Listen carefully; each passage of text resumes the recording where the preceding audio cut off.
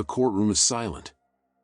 The air conditioning is humming, but you are sweating inside your $3,000 Italian suit.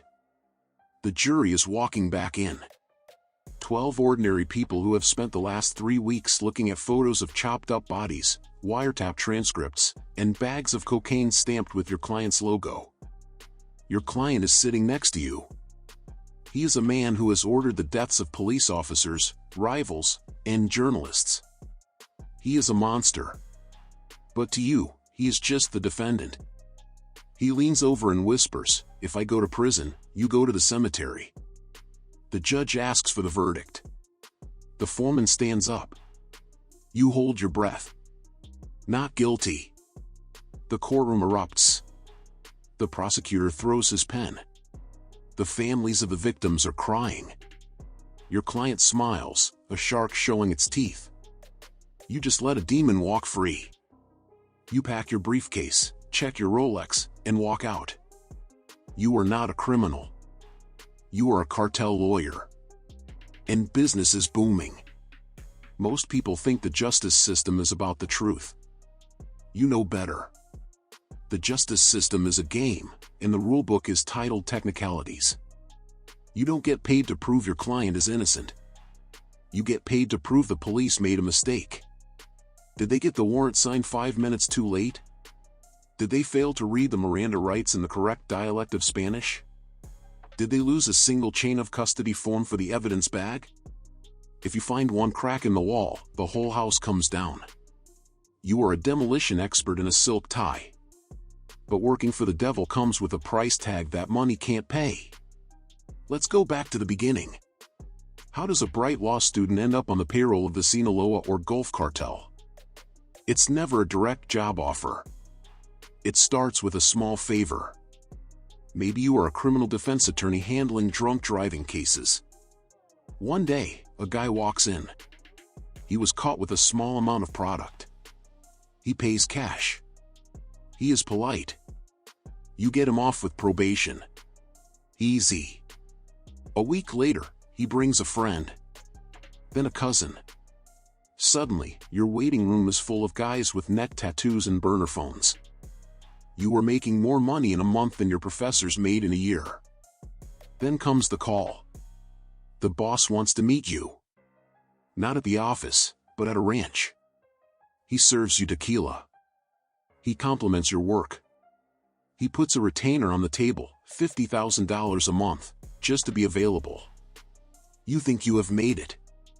In reality, you just put on the golden handcuffs.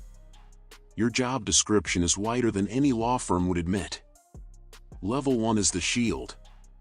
This is standard defense. When a lieutenant gets arrested, you are there before the police can even start the interrogation. You burst into the room, shouting about rights, stopping your client from talking. Your goal is to make the investigation so annoying and expensive for the government that they offer a plea deal. Level 2 is the messenger. This is where it gets gray. Your client is in maximum security. He isn't allowed to talk to his captains. But he is allowed to talk to his lawyer. That's you. You have attorney-client privilege. The guards can't listen to your conversation. So, the boss whispers orders to you.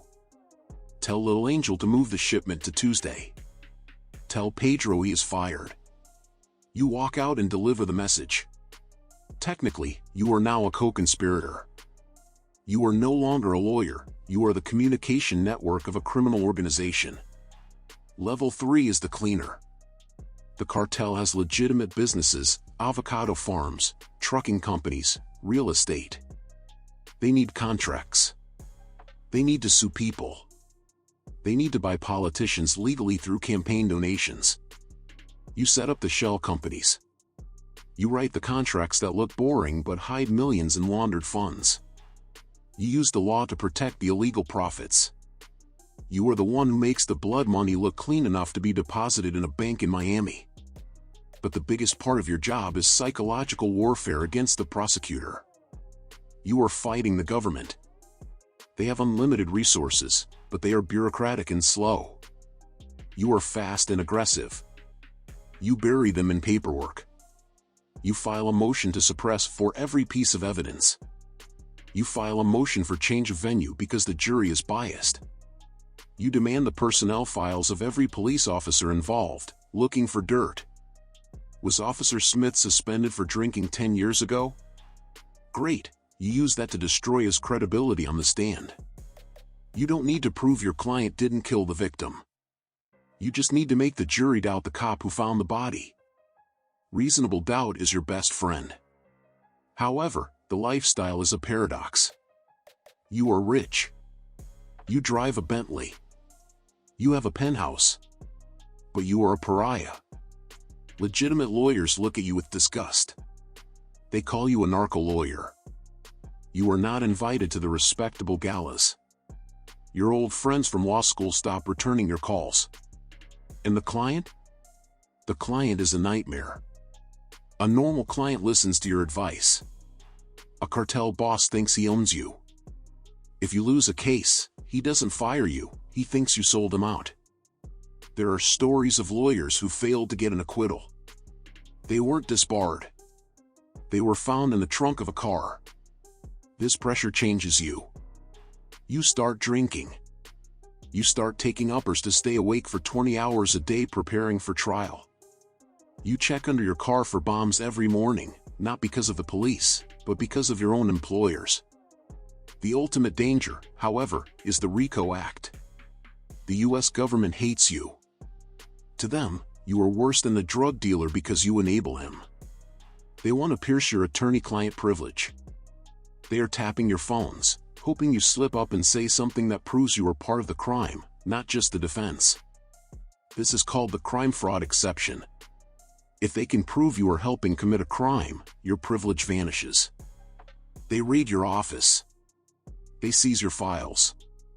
And suddenly, you are sitting in the defendant's chair, wearing the orange jumpsuit. And here is the irony: when a narco lawyer gets arrested, no one wants to defend him. You know too much.